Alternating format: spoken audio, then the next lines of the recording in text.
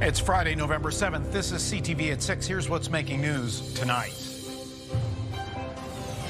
Backlash after staff was told to remove poppies in a maritime courtroom. The rubber hits the road, why your winter tires could cost you more.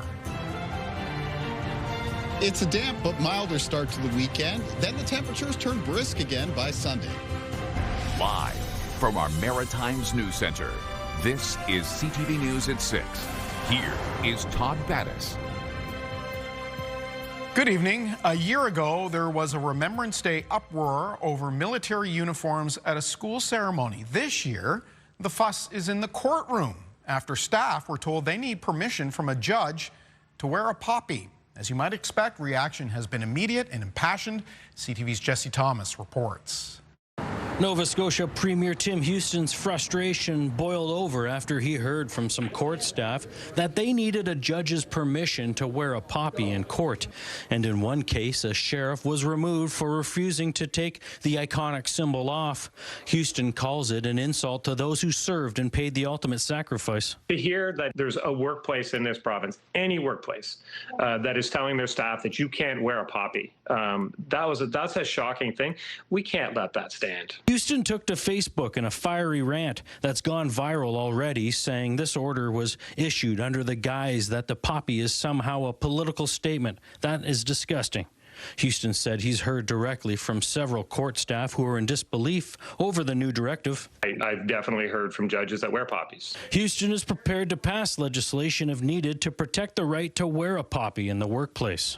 Yeah, we can legislate that you can wear your poppy in your workplace. What a crazy thing that would be to have to do in Canada. The Nova Scotia judiciary responded by saying the poppy policy isn't an official directive, but in an email obtained by CTV News showed a new directive was circulating, informing staff they needed to get permission of the presiding judge in order to wear a poppy in court. In a statement, the judiciary said it's to ensure the fair administration of justice. The courts must be neutral and appear to be neutral at all times, particularly inside the courtroom. The Canadian Legion declined an interview, but in a statement told CTV News everyone should be allowed to wear a poppy wherever and whenever they want. Navy and Air Force veteran Paul O'Boyle agrees.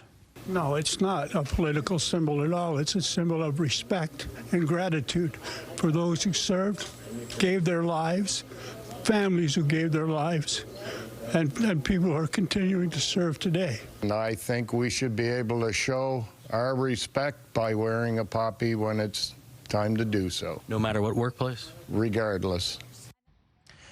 I spoke with the spouse of a deputy sheriff who says her husband wore a poppy on his uniform and wasn't allowed to remain in court this week. His supervisor told him the presiding judge had requested that all deputy sheriffs not wear a poppy as to protect the neutrality of the court. However, he refused to take his poppy off.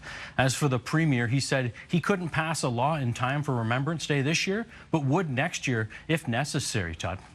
All right, we will keep an eye on that. Jesse Thomas in the newsroom starting us off this evening. Thank you. And we will make this a CTV web poll on this Friday evening. We're asking this: should there ever be restrictions on wearing poppies in the workplace? Simple options, yes or no. We would like to hear from you at ctvnewsatlantic.ca.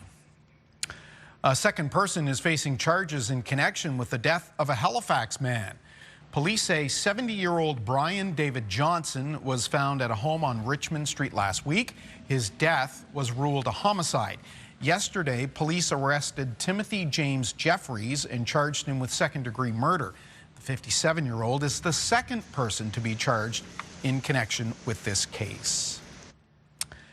Want to understand someone's situation? Walk a mile in their shoes. At least that's what the saying says.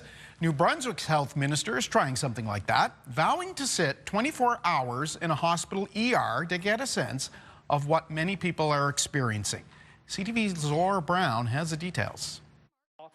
Dr. John Dornan has spent many 24 to 36-hour shifts working in hospital emergency rooms and ICUs, but he's never been on the other side. To sit there and not have much to do, not knowing when you're going to be called and be senior and have an illness. I have never experienced that. So I think it's reasonable for me to try that on, and I am going to do it. So the former Horizon Health CEO is going to spend 24 hours in the Moncton Hospital's emergency waiting room from 2 p.m. until 2 p.m. the next day. And while the date hasn't been set yet, he has made his own parameters. I don't want to disrupt services. I don't want to be a distraction. I'll bring a good book. I've been advised to use the vending machines because that's what people have. That's all they have some days. And so I won't try to make it easier by doing other things. Opposition leader Glenn Savoy commended the idea, but said it won't be completely accurate. When you're a person who's actually sick and in need of care, that wait feels very different. It's not the same when you're perfectly healthy and you're feeling fine. Emergency departments across the province have been overcrowded for years, with long wait times and staffing shortages. And while all hospitals are grappling with it, the Moncton Hospital had the highest average wait time last year at over 7 hours, according to a study by the Montreal Economic Institute. It's one thing for people to tell me what they feel like. It's another thing to be able to say, yes, brother, I know what it feels like. And Todd, I tried to find out if any other Canadian health ministers have ever done this. So far, I haven't found any other records of a politician having spent any amount of time in an ER on purpose to see what it's like. Although there's many accounts of politicians who've shared their personal stories of their own health or of loved ones waiting in an ER. Todd. And we'll certainly let folks know how the minister made out. Thank you, Laura, in Fredericton this evening. Speaking of Fredericton, there's a live look at the capital city right now. 2 degrees. Things looking fairly dry, though. Let's bring in Kayla Mitchell with her first look at the forecast. Kayla? Yeah, thank you, Todd. And it is a chilly evening across the Maritimes. And we do have a mixture of some light snow and some light rain that'll be moving in later tonight and then clearing across the Maritimes on Saturday. Important to note that some of the temperatures around the north of New Brunswick are now falling down towards and are expected to get at least a couple degrees below the freezing mark before the arrival of that precipitation. That may allow for initially some snow accumulation in the northern half of that province. More on that in a moment. Other parts of the Maritimes mostly seeing temperatures right now around the low to mid single digits. Winds are still a little bit gusty out of the west. They'll become southwest tonight. That's actually going to start temperatures rising again before sunrise tomorrow morning. And then when we get through the weather system coming up on Saturday, winds will turn back around to the northwest, and that'll bring the return of some cooler air for the end of the weekend on Sunday. So some ups and downs in the weekend forecast as far as temperatures go. Over on radar and satellite, so cloud cover's been increasing from the west throughout the day. That's going to be followed up by the arrival of that light snow and rain. There's already some light snow making its way through parts of Quebec, coming in over the St. Lawrence River Valley, and that's going to be filling in again to across northern half of New Brunswick, whereas on the southern side of the system, which will be mostly for southern New Brunswick, Prince Edward Island, and Nova Scotia, this system is mostly going to be a period of light rain, drizzle, and fog. Potential snowfall amounts, though, in the north of New Brunswick and some of the higher terrain.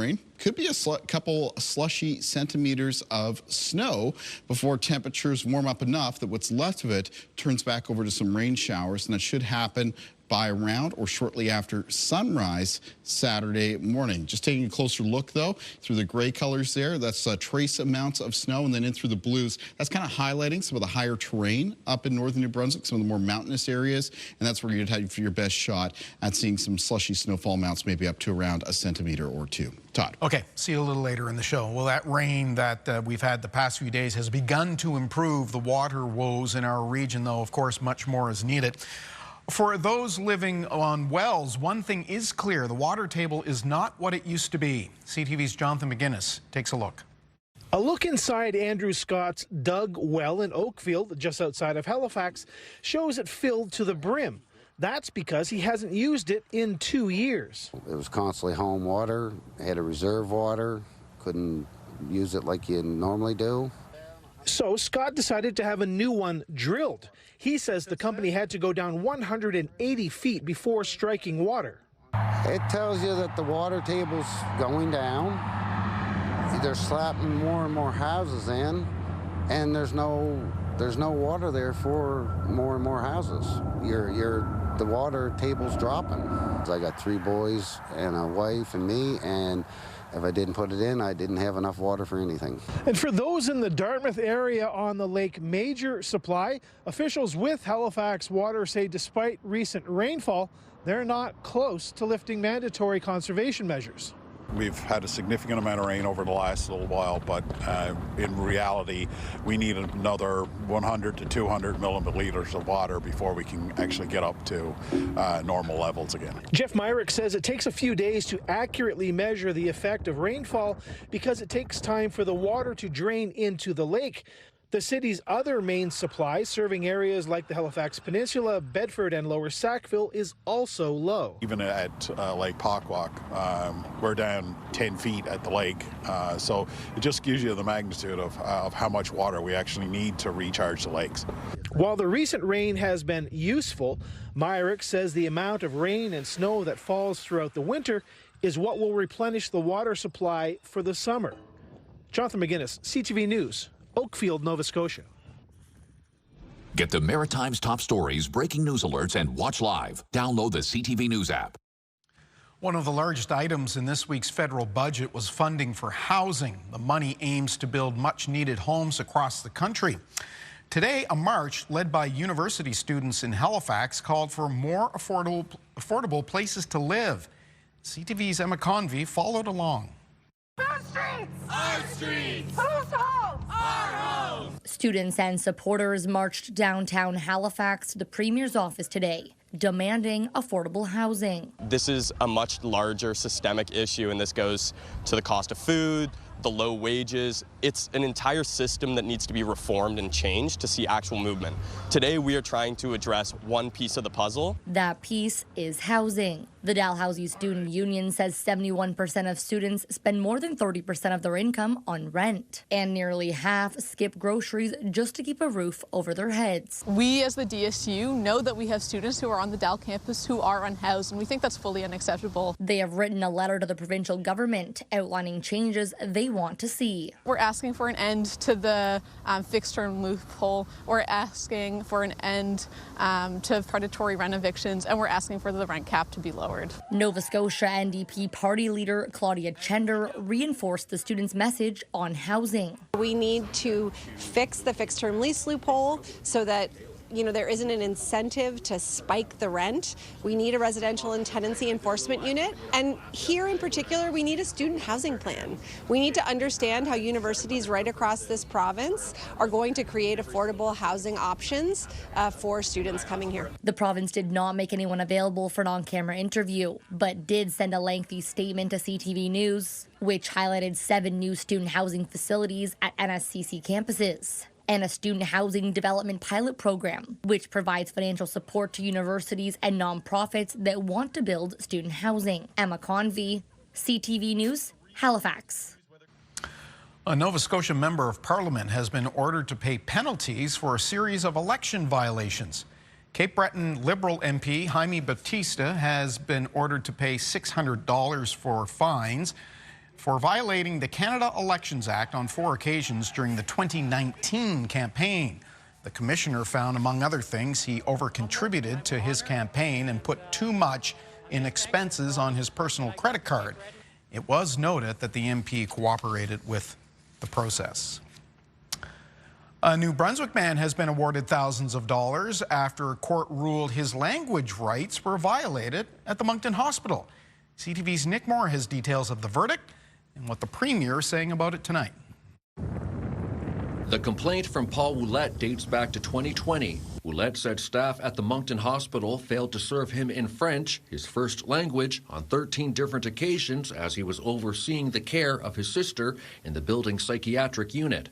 A decision issued last week from the Court of King's Bench has ordered the Horizon Health Network to pay Ouellette $5,000 for violating his right to be served in the official language of his choice. Now, hopefully going forward, this will send a strong message. Dominic Caron is Ouellette's lawyer and says the decision marks the first time a New Brunswick court has awarded financial damages to an individual after their language rights were violated. Now we know what we can expect if there are breaches of language rights. Premier Susan Holt responded to the court's decision today. We have a law for a reason, and we need our public institutions to follow it so that nobody has the experience that Mr. Ouellette had. So we expect Horizon to pay the fines that have been levied. The Horizon Health Network said it does not intend to appeal the decision.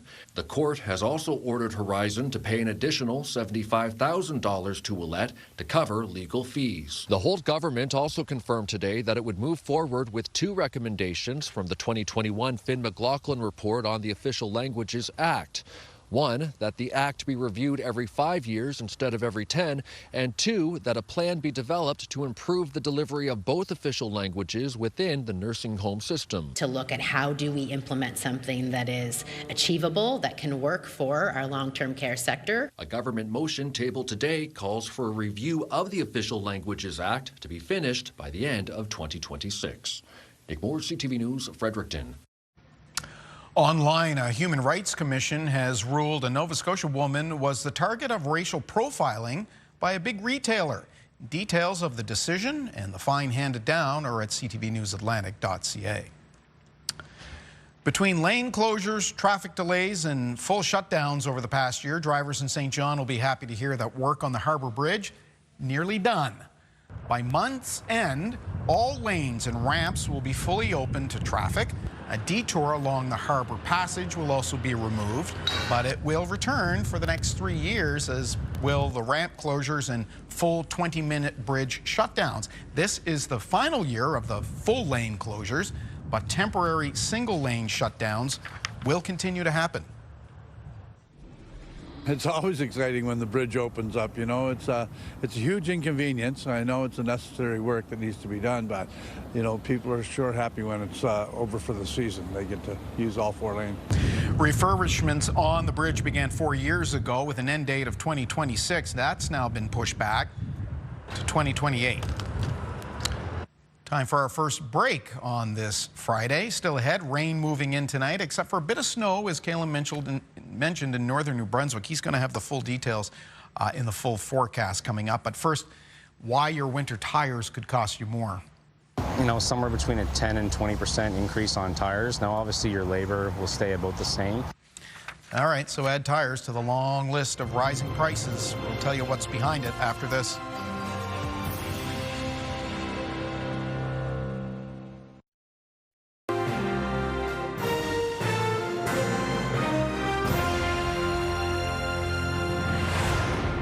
Well, you heard it from Kalen a little earlier. Snow is beginning to appear in weather forecasts in some parts of the region. That always gets people thinking about winter tires, right? Well, as Emma Convey reports, there are likely all those drivers who want to replace their tires to find higher prices this season. It's a familiar sound of the season, changing tires, as local garages and drivers gear up for winter weather. People are getting prepared earlier. We're walking into the future. Yeah, people are seemingly going to get more prepared this season than they have in the past. This is the case for many tire shops as weather patterns become more unpredictable. A survey by the Tire and Rubber Association of Canada found 80% of drivers are using winter tires. That's up from last year. Here in Atlantic Canada, it's 95%. Winter tires, people think, are just for snow. They're actually more so when the weather's cold.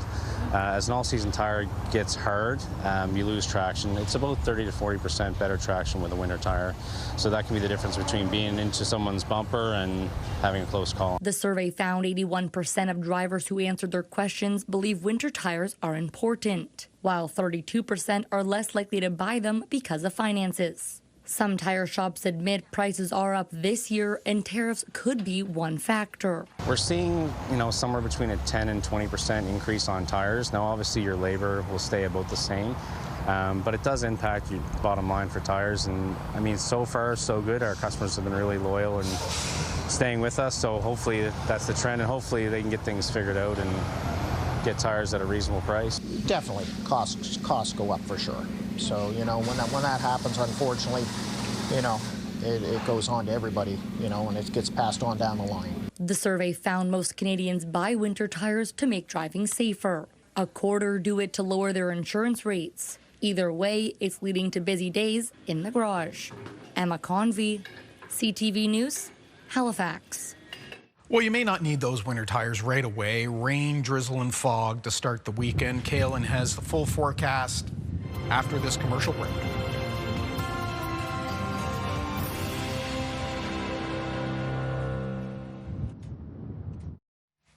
All right, Kaylin joining me at the desk.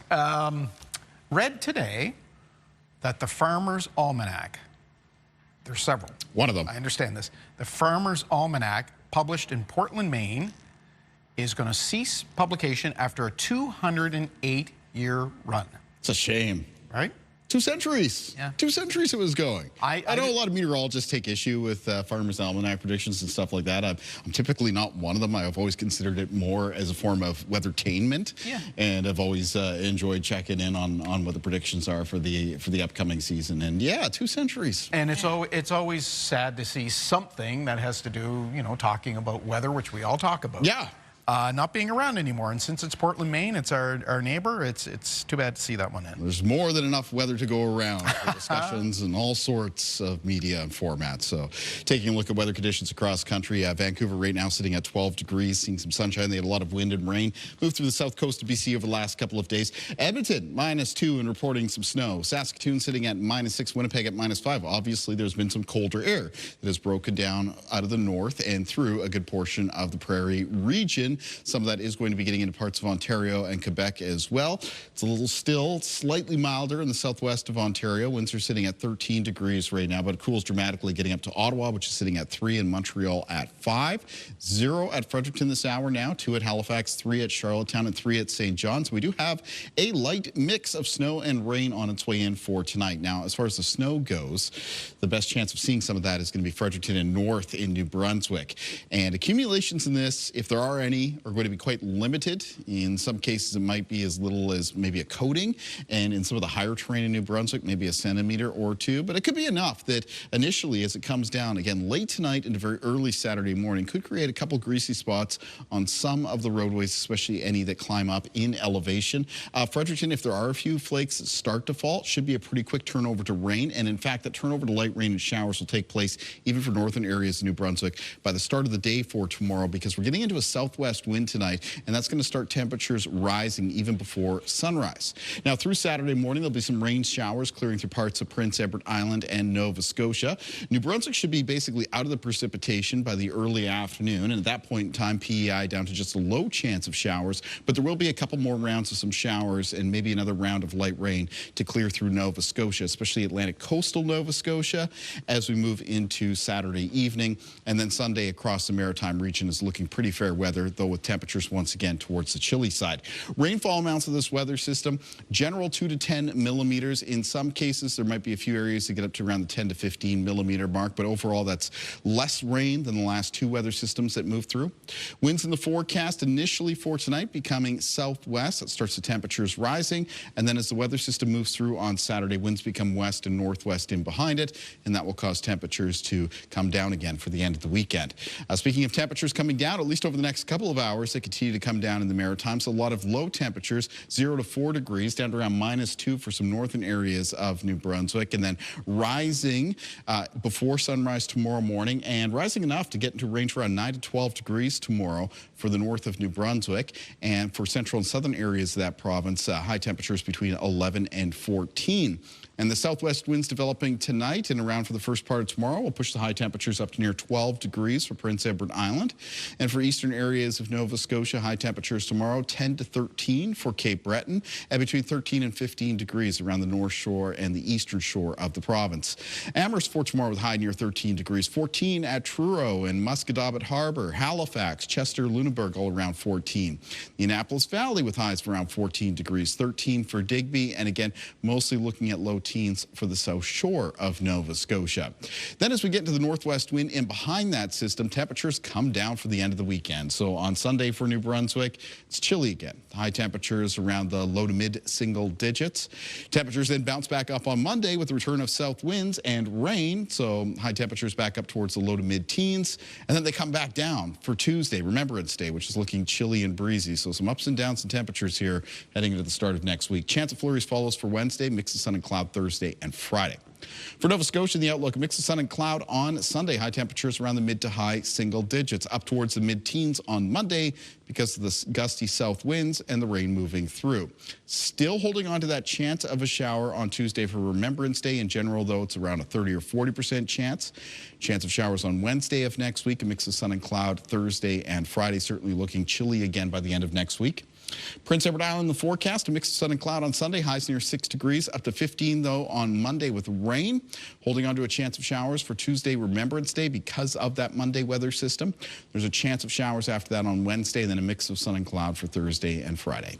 Okay, we'll see you for the wake-up weather later in the show. Thank you. Next, a pair of Oscar winners face off in a new wartime drama. Film critic Richard Krause is here, and we have more entertainment with Katie. Hey, it's Katie Kelly. Tonight we're bringing you the best in East Coast entertainment. From local legends to global stars, I've got your backstage pass to everything happening right here in the Maritimes. See ya on the scene. Move! Mornings with Aaron and Peter. 60 seconds, 10 questions. If you can pull that off, you're going to win a grand. Join us every weekday at 7 a.m. for the $1,000 Minute.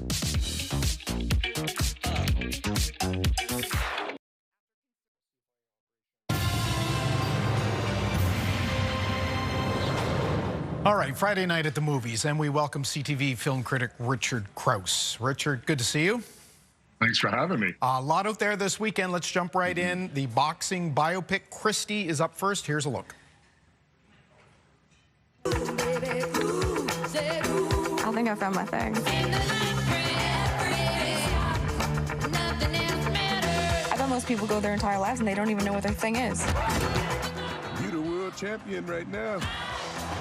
This is an impressive turn by Sydney Sweeney. What makes the world turn? Yeah, this is her grasp at an Oscar, I think. I don't know that she'll be nominated, but we'll see. But this is certainly the best work of her career. She plays Christy Martin, who was the first kind of superstar female boxer, the first female boxer to be on the cover of Sports Illustrated. And the thing about this movie is that it really displays that her biggest battles weren't in the ring.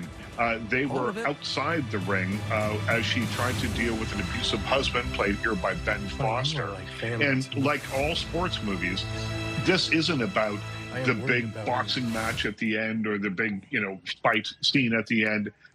This is all about the journey. And the journey here is a little rocky. It feels a little bit overlong. It feels a bit predictable. But Sydney Sweeney does such a good job. She really is the glue that holds this entire thing together. Ben Foster, always terrific, but we've seen him play this kind of bad guy role before. Sydney Sweeney is the reason to see Christy, which is in theaters right now. Okay, and that might be reason enough, right? Next is a star-studded take on Nazi trials. This is Nuremberg. Justice Jackson, they captured Hermann Goring alive. What are they going to do with him? Military prison. All right, a couple of Oscar winners going head-to-head here, and that seems to be the most interesting part of this movie. Am I right? Yeah, this is Rami Malek and Russell Crowe. Rami Malek is playing a U.S. Army psychiatrist who is brought in to assess the suitability of these Nazis that they have arrested after World War II to stand trial in the first military tribunal, international military tribunal. Russell Crowe plays Hermann Goring, and it is in those scenes together that the movie kind of shines. It's two giant intellects effects, playing a cat and mouse game. The power dynamic shifts back and forth between the two of them. And when they're on screen together, the movie works. But like the last movie, the movie that surrounds it doesn't quite hold up to the performances. It's a little bit melodramatic. It's a little bit old-fashioned feeling. But you've also got Michael Shannon in here, who's a terrific actor. So good performances all around, and a slightly different take on Nuremberg than we've seen before. But really, it's at its best when these two actors are sparring. Because this is not necessarily about the trial itself, but in the days leading up to it. Yeah, it ends just as the trials begin. Right. And so what you have is just a look at all the stuff that happened before the trials. And we've seen the trials dramatized a few times now on movies and television. Yeah. Okay, next, Jennifer Lawrence, Robert Pattinson. Boy, they're a good-looking couple. But there's trouble in paradise and Die, My Love.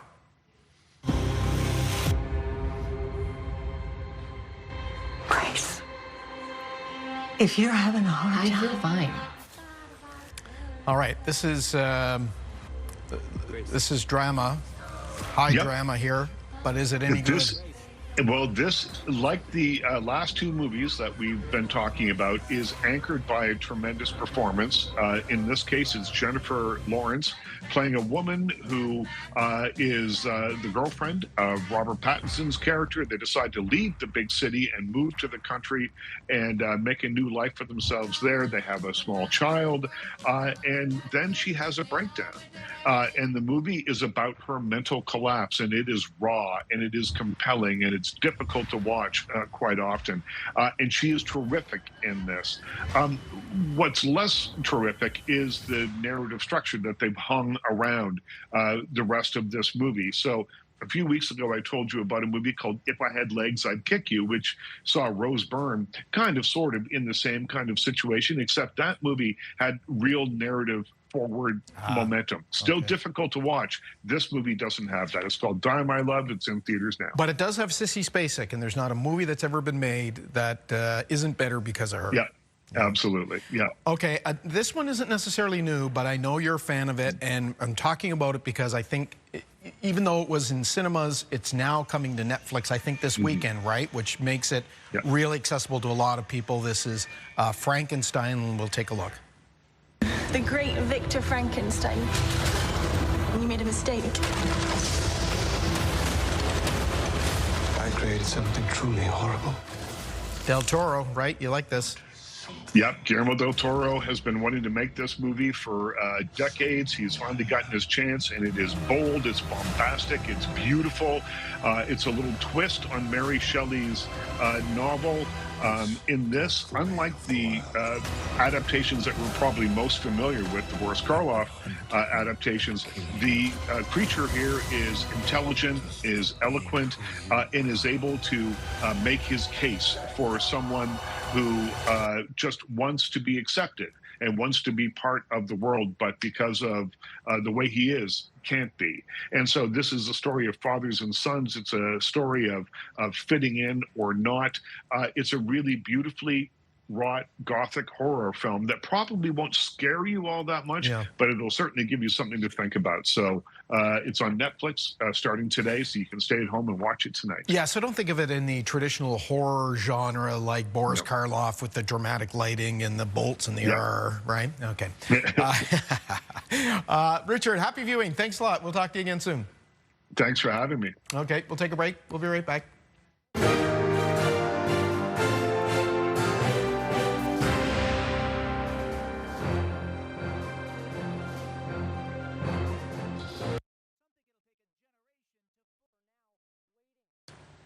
In health headlines on this Friday night, experts have long said COVID-19 infections pose a much greater health risk to children than the vaccine itself.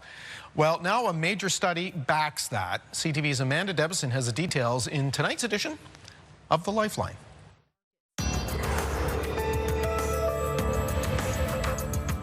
A new study says COVID-19 infections pose a much higher health risk to children than the vaccine against the virus. Researchers at several UK universities analyzed the health records of nearly 14 million children aged 18 and under from 2020 to 2022.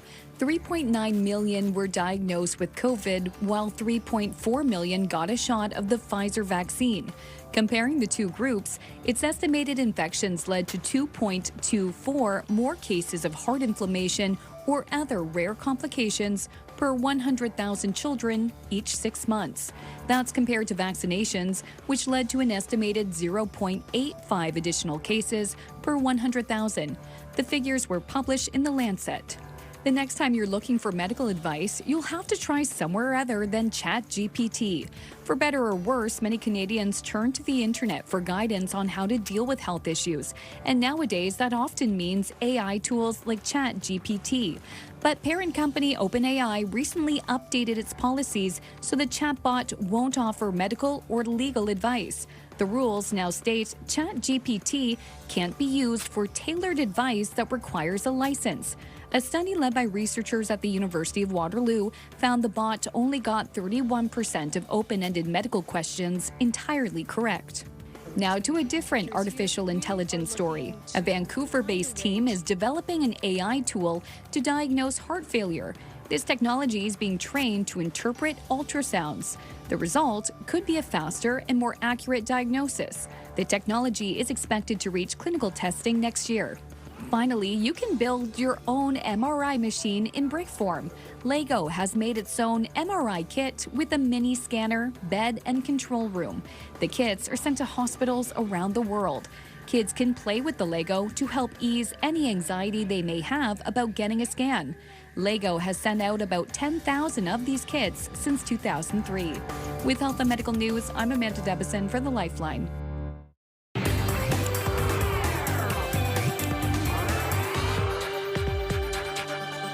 Katie Kelly on the scene. We have a lot to talk about, so no chit-chat. There's no time for it. A big moment for certain Kate Bretner. Oh, this is huge. Goldie Boutillier performed on today's episode of The Kelly Clarkson Show.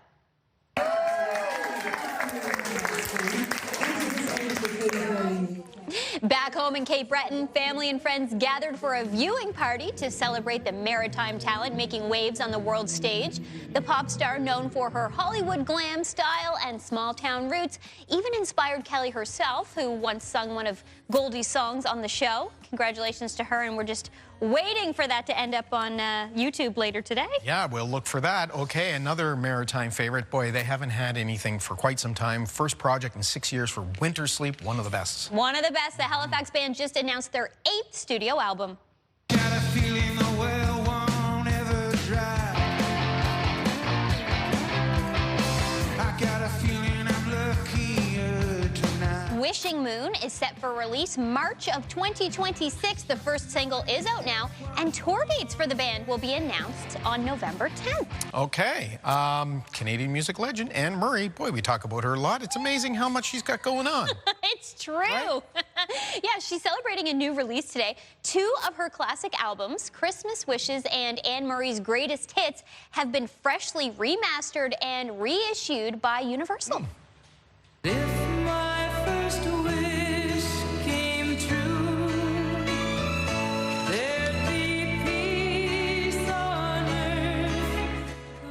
The release is part of the ongoing Anniversary campaign, honoring her lasting impact on generations of artists. Just in time for the holidays, fans can stream or pick up new vinyl editions starting today. She's having a moment, eh? People are... She's having a year. Rediscovering her. Yeah. She's amazing. Tom Jackson, this is nice to hear, is bringing back his long-running Christmas show. It's going to return to Nova Scotia. That's right. The Huron Carol has been announced. 'Twas in the moon of winter time when all the birds had fled. The singer-songwriter and actor, also known for his humanitarian work, will perform a special fundraising concert for the Canadian Red Cross.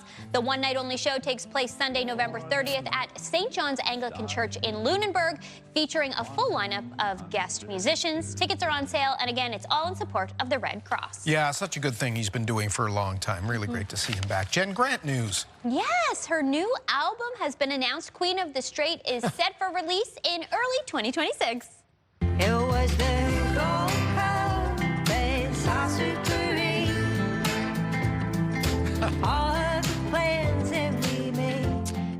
calls it her most personal record yet, a cinematic collection inspired by love, loss, and transformation.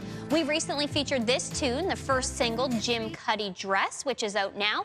Grant will hit the road next spring for her Cradled by the Waves tour, with shows May 1st at the Capitol Theatre in Moncton, May 2nd at the Rebecca Cohen in Halifax, and May 8th in St. John's, Newfoundland. That old footage of the Gold Cup parade, that might have come right out of our video vault there, right? A new season of Canada's drag race is about to hit the runway, and there's some local flair. Sure is. For the first time ever, a contestant from Halifax will compete for the crown among 12 queens from across the country. Ladykins and gentlemen, come one, come all to the fiercest show on earth.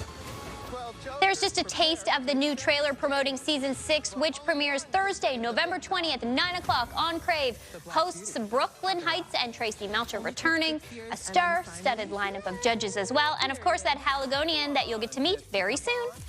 Okay. Have a nice weekend, Katie. You too. Thanks, Todd. We'll see you in a minute.